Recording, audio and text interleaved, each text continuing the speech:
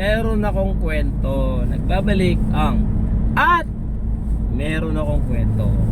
Ito na yun, Rubber Cats. Merong taong ano, mabait. yung si San Pedro. Si Juan. San Pedro. Juan ang pangalan niya. Siyempre yung mga namatay na tao, no, dito sa lupa,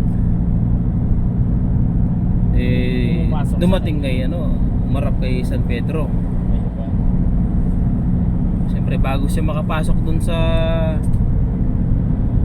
lugar ni San Pedro, Hello, Rubber Cats. kailangang interviewin muna siya ni ano, ni San Pedro.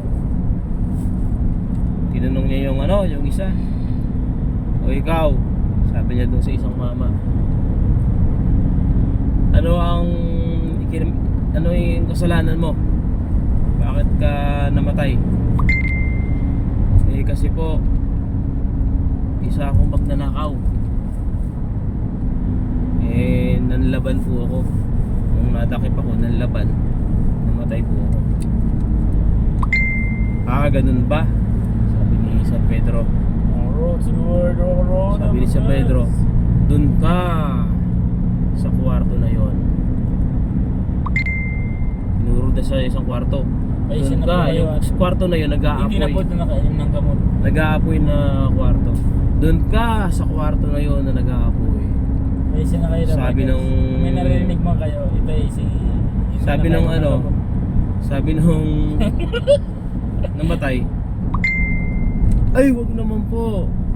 Wag naman po. Hindi, dun ka na nag-aapoy ng kwarto. Siya po ay hindi po nakainom ng gamot.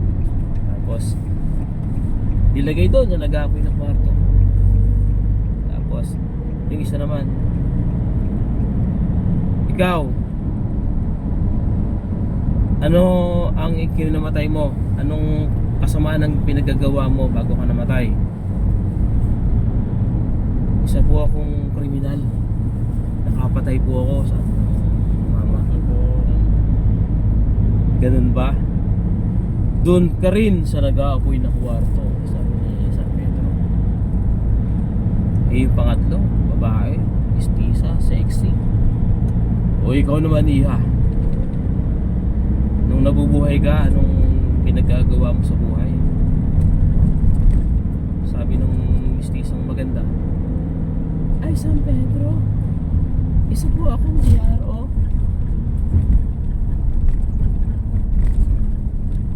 Kaya ano, sabi niya, yan po ang trabaho ko dati nung nabubuhay pa ako.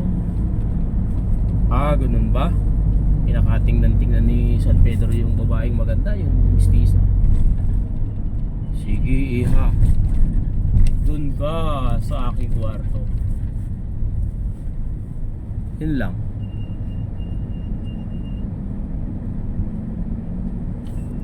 At ang kwentong yan ay hatid sa inyo ng Johan's Perfume Car Fresh. Late yung tawa natin, di ba? Ha? Late yung tawa natin. Oh. Right? Rock and roll! God damn it! What?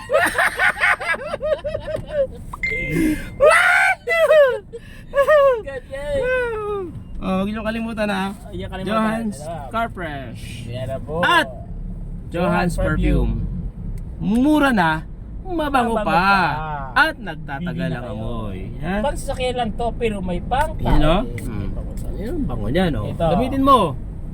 Ha? Johan Perfume. Oh. Ito nyo ah. Mura lang yan. Oh, di ba? Oh. God damn it. Sa ating mga gusto magbenta ng pabango na to, bibigay ko lang ng 100 pesos sa inyo. Benta nyo ng 175. So meron kayong tubo dyan na 75 pesos. Yung isang kaibigan, binenta niya 200. Kalahati ang tubo niya. Diba? Kaya hindi na. Salamat sa panonood. Thank you so much sa